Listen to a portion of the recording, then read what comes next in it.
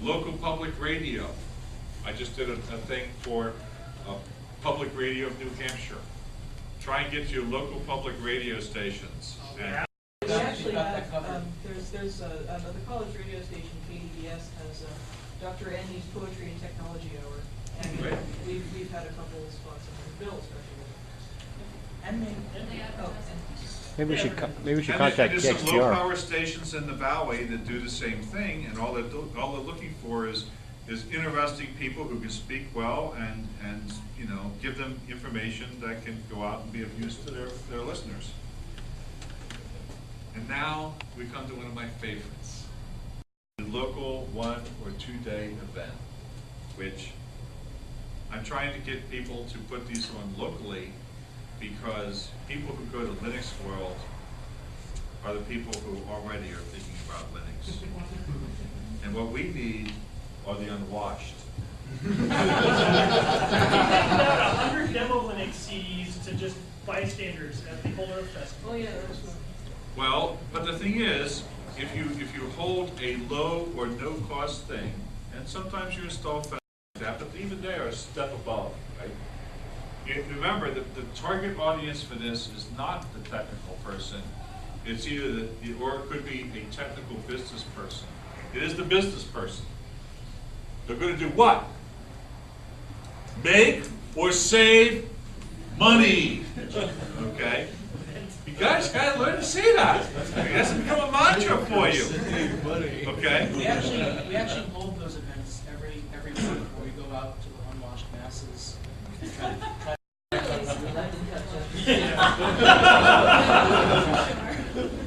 Okay. Now, again, I did look at your web pages, and I will agree, you guys are doing a great job here. You really are.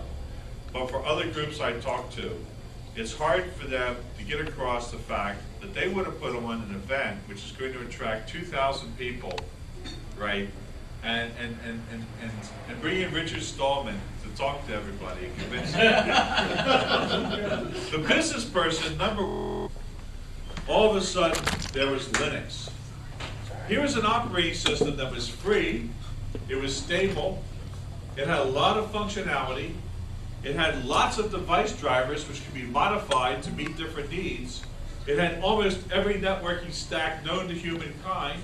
It was implemented across a wide range of processors. So if you wanted to use an Intel processor, you could. If you wanted to use Motorola, you could. StrongARM, you could. And you didn't have to do the work. And it was royalty free. And almost overnight, Linux became the 3rd most used operating system in embedded system new starts, ahead of Windows CE. So for all of Microsoft's marketing of Windows CE into the marketplace, and the fact that Linux didn't really have a strong marketing organization with billions of dollars at its disposal, Linux jumped into the market in embedded systems, saving money. Yes, sir? Could that be because, particularly in the embedded market, the sales mechanism is far more direct than, say, business sales?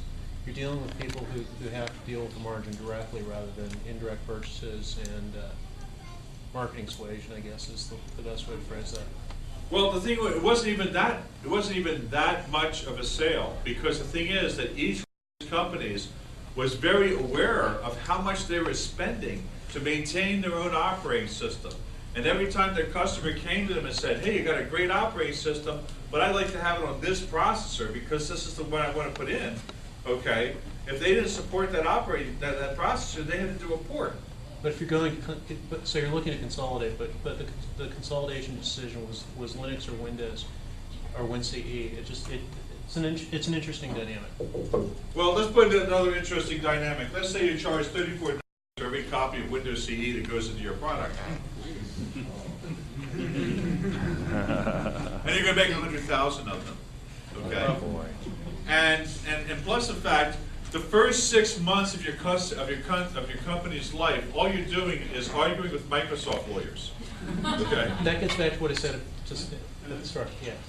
So I mean, all these reasons, for whatever reason, within a year's span of time, Linux became a predominant operating system in the embedded market because there was differentiation that was allowed of the product. Now, key business issues, always costs. Cost of non-production, okay, which means I'm in the middle of trying to produce something and I can't because there's a bug in my operating system or there's functionality that's missing or whatever. I was riding along in an airplane one time and I was sitting there in my seat working with my notebook. And this gentleman sitting next to me, pure white hair, okay, looks over and says, "What operating system is that?" So I told him about Linux and open source and everything. And he says, "I would do anything to get Microsoft out of my shop."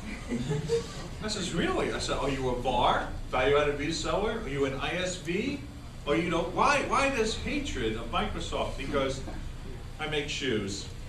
And in the shoemaking business, there's 2 times of the year, okay? Summer, fall, winter, spring. For those of you who used to watch Clarabelle and Howdy Doody on TV, there used to be an Indian by the name, but forget that. Okay? And the thing is, summer, fall, winter, spring. So if you're thinking about shoes, spring and summer, those is big shoe period for buying, right? Everybody gets shoes for Easter, right? And then in the fall, you start thinking about well, you don't, I do. Start thinking about the fall and winter and snow and stuff and slush and glop, because I live in New England, you live here. But I think about it anyway.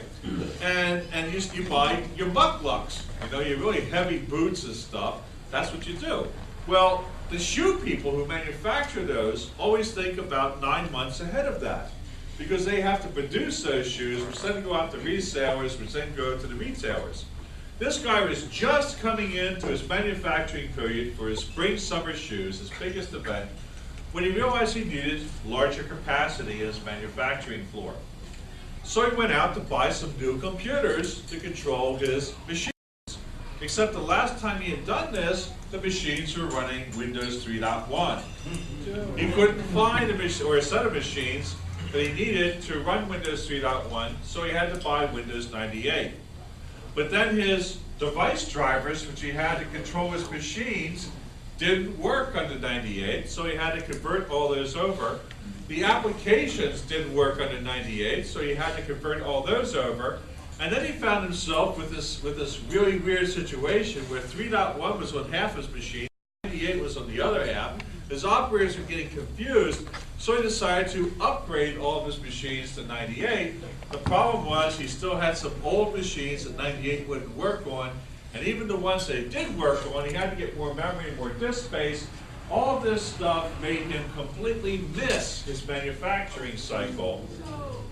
And so not only did it cost him $40,000 to upgrade all of his machines to what he wanted, but he missed his manufacturing cycle.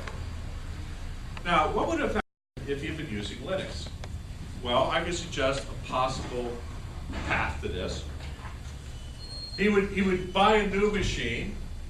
He would need, the device drivers from his old machine could be made to work on a new kernel if he simply took the old kernel, paid somebody to port that to the newer architecture, but kept the same device drivers. He probably could have done that for about $20,000, and probably could have put it on a lot faster.